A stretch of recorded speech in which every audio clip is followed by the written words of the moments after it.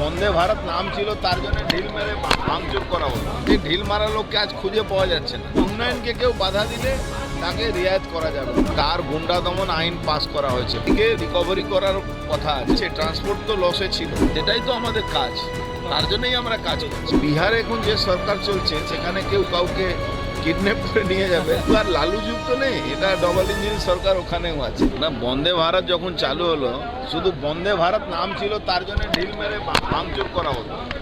তো সেইটা তো এই ডবল ইঞ্জিনের সরকার হওয়ার পরে সেই ঢিল মারা লোককে আজ খুঁজে পাওয়া যাচ্ছে না।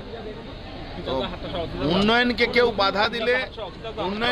বাধা দিলে তাকে রিয়ায়ত করা যাবে না, আমার বক্তব্য সেটা ছিল। দেখুন, যার ক্ষেত্রেই হোক, সরকারি সম্পত্তি নষ্ট করলে, কারো সম্পত্তি লুট করলে তার গুন্ডা দমন আইন পাস করা হয়েছে পশ্চিমবাংলা সরকার।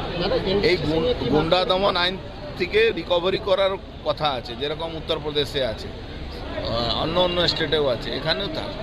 দেখুন, লসে তো আছে, ট্রান্সপোর্ট তো লসে ছিল।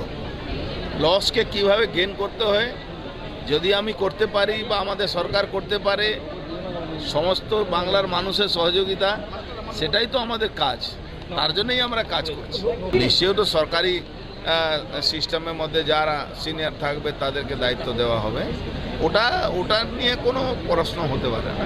বলছি, অর্জুন বাবু আমাদের এক খাদ্য দপ্তরের আধিকারিক, তিনি আজকে প্রায় বেশ কয়েকদিন হয়ে গেল নিখোঁজ, তাকে খুঁজে পাচ্ছে না। আমি যখন গেস্ট হাউস থেকে বেরোচ্ছিলাম তখন ওনার স্ত্রী আমার সঙ্গে দেখা করেছে।